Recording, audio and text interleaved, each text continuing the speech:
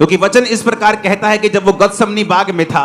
तो बाइबल कहती है कि परमेश्वर जब बहुत ही इंटेंस प्रेयर कर रहे थे, वो प्रेयर इतनी इंटेंस थी और इतनी ज्यादा कठिन थी और इतनी ज्यादा उसमें वो सम्मिलित हो गए थे कि बाइबल कहती है कि परमेश्वर के ब्लड वेसल से उसकी जो नाड़ियां थी उसमें से लहू निकलकर उसके पसीने के साथ मिलकर माथे से टपक रहा था। वो पहला लहू था जो परमेश्वर ने बहाया था।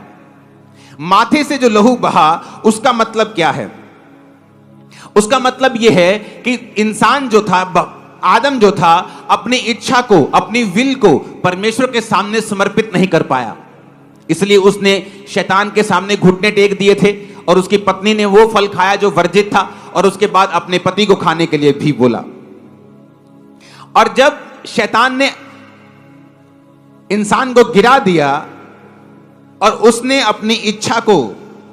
परमेश्वर के सामने नहीं बल्कि शैतान के सामने समर्पित कर दिया, इसलिए जब उस माथे से परमेश्वर का ब्लड निकला